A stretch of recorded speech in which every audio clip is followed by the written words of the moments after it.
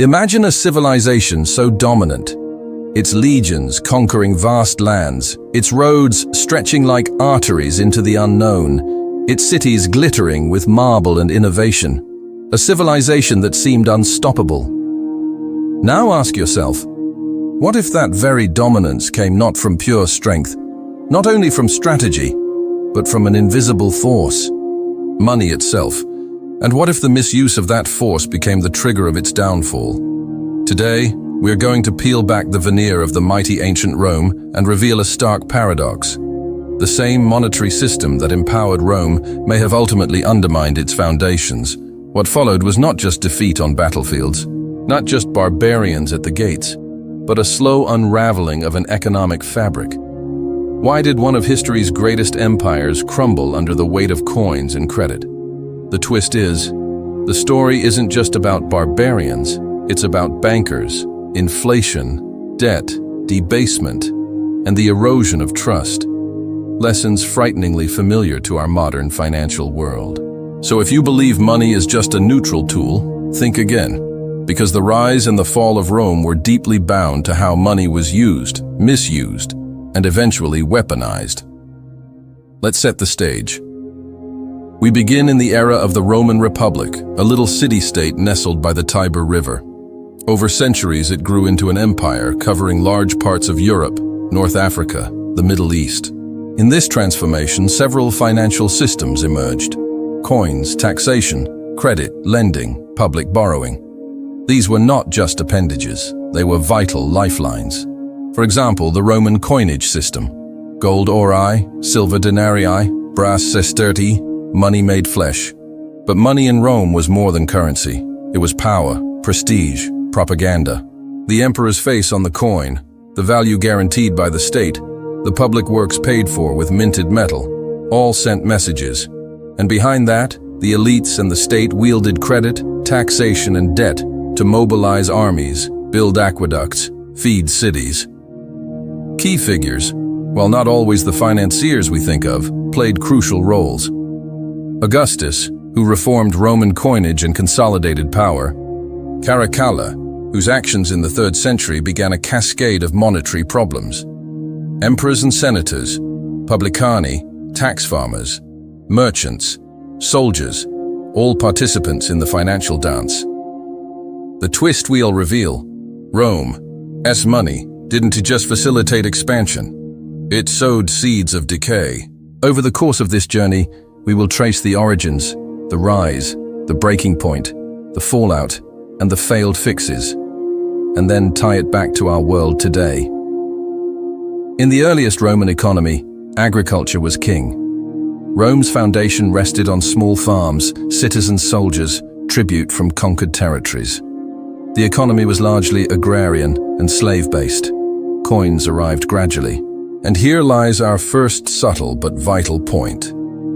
The introduction of coinage did not immediately bring stability. In fact, it brought complexity, which would become vulnerability.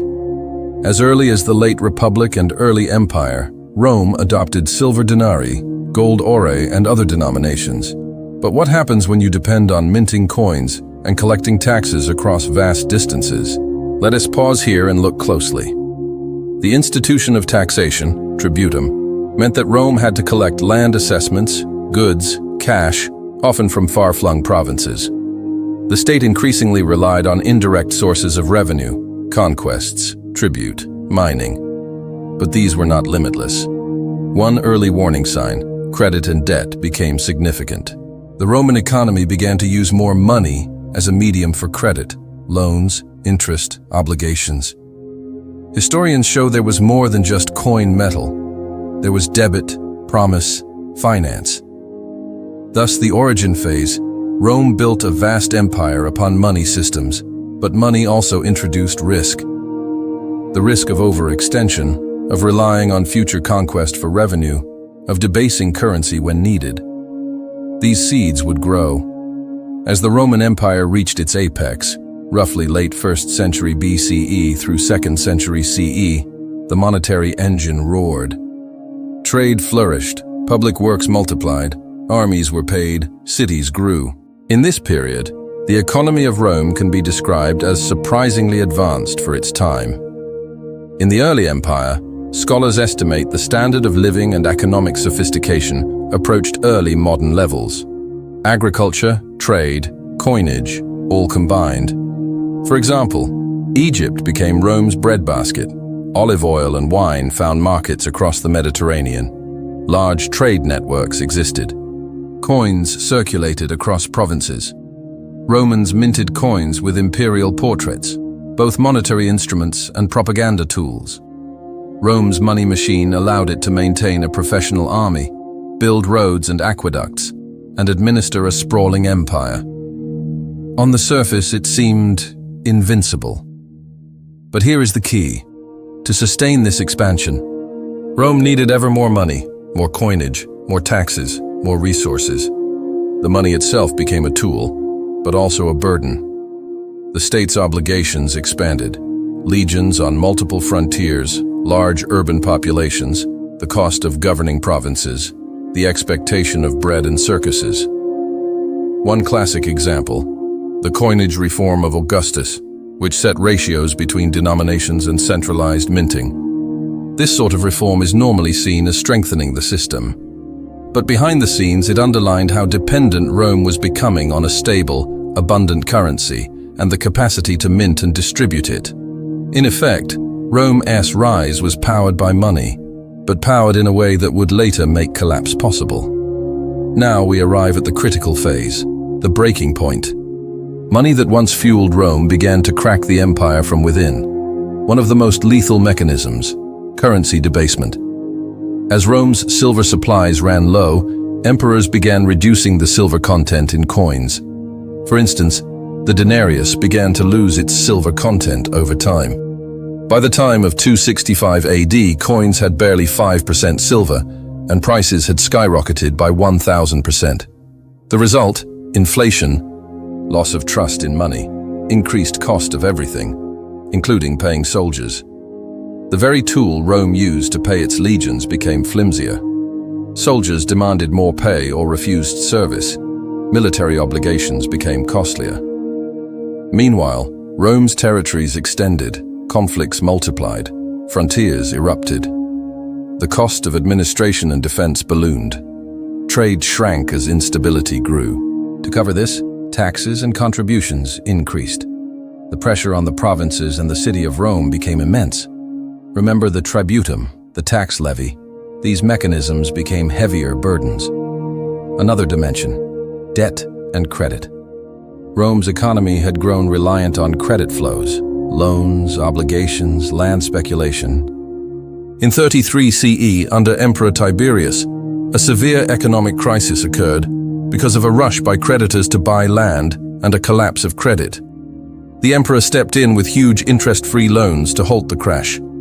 This is key. Rome did not only face raw military threats, it faced financial fragility, credit markets, obligations, trust in money. When these faltered, the whole system wobbled. Trade, which had powered Rome's economy, began to recede.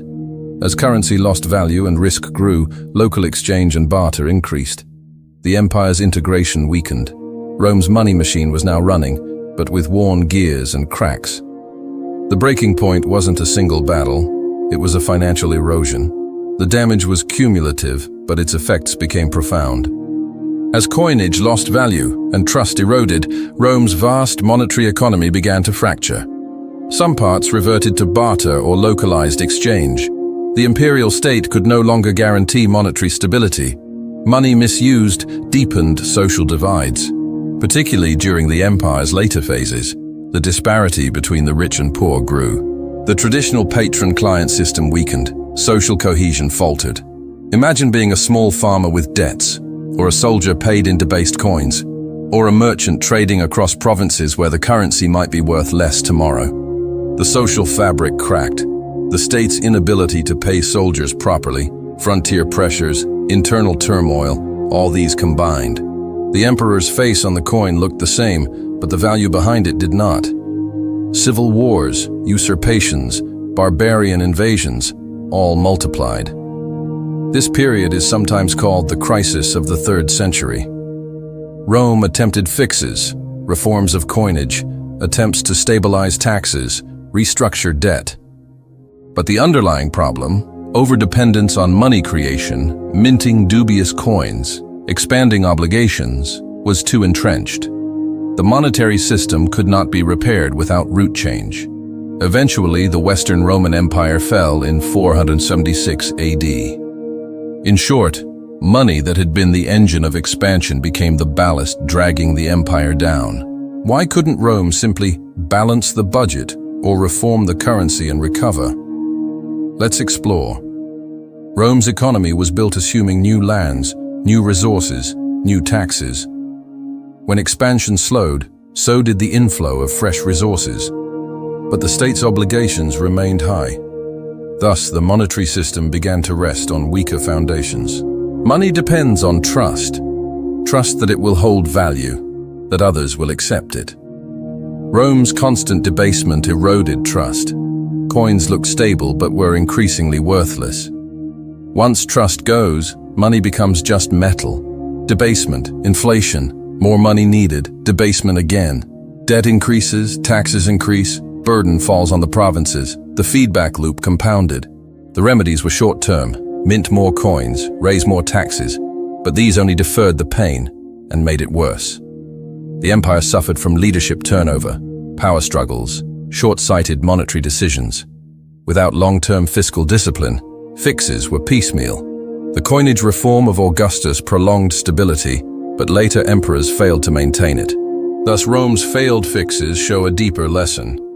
Monetary power must be governed wisely, not just by force. Now let's draw the striking parallels to our modern world. Because the story of Rome is not just ancient history, it's a mirror. Consider modern instances of currency devaluation, inflationary pressures, trust erosion in money. The pattern in Rome, debasing coins, inflation, heavy tax burdens, shows up in modern economies too. Example: when a currency's metal content went from high silver to almost none, value collapsed. In the modern era, fiat currencies, quantitative easing, large deficits, the underlying principle is similar. When money creation outpaces real value, inflation and trust issues appear. Rome faced credit crises like the land speculation of 33 CE. In our era, we've had debt bubbles, financial crises, liquidity breakdowns. The mechanisms: credit expansion, anticipation of returns, over-leverage. Look familiar. Rome's expansion gave revenue, resources. When that slowed, obligations remained. Today, nations also face limits: resource constraints, aging populations, large commitments, military infrastructure, social welfare. The risk of overextension through financial promises is evident. In Rome, social inequality grew. Institutional bonds weakened. In our time, concerns about inequality, loss of faith in institutions, financial elite versus everyday citizen, that tension echoes the Roman tale. Here's a vivid number. The denarius, once about 4.5 g of silver, by the mid-3rd century had dropped to barely 5% silver. Prices had increased 1,000%. That kind of decline in value is dramatic, but not unprecedented in monetary history. It reminds us that money must be anchored in something stable. So yes, ancient Rome's money story isn't just ancient, it's alarmingly modern. As we draw toward a close, here are 3 sharp takeaways from this story. 1. Money is not neutral. It carries the fate of institutions. In Rome, currency and credit did more than trade goods. They funded armies, built cities, and tied together an empire. Mismanagement of money undermined that system from inside. 2. Trust, stability, and discipline in the monetary system are more vital than sheer quantity. Rome's leaders increasingly minted coins of lower metal content, raised taxes, assumed expansion would continue. Once trust in money failed, the system faltered. Modern parallels show the same principle. 3. When obligations exceed sustainable resources and money creation tries to plug the gap, collapse becomes probable. Rome's debt, military costs, territorial supervision all soared. Money was created to manage these, but the structural mismatch remained. Today's economies risk similar misalignment. Large commitments, unstable growth, monetary tools stretched. Consider this. If even the mighty Rome, empire of legions, engineers, roads, and aqueducts, could be brought low by misused money, what hope do we have if we ignore these lessons? We live in a time of unprecedented monetary expansion, complex credit systems, global obligations. Are we repeating the Roman error, relying on money as magic, not as rooted trust? The warning is simple but chilling. Money cannot fix structural decay. It can only postpone it. When the postponement ends, the reckoning begins. If this story has sparked your curiosity, here's what you can do. Click like if you want more deep historical financial narratives. Stories where money meets empire and power. Subscribe The Fiscal Archivist now to stay updated, because we'll be diving into more cases where money changed the course of history and our future. And comment below, which modern economy do you think is echoing Rome's monetary story today? I'll pick the most thought-provoking answers and feature them in our next video. Thank you for watching. Stay curious, stay vigilant, and remember, sometimes the greatest threats lie not outside the gates, but inside our wallets.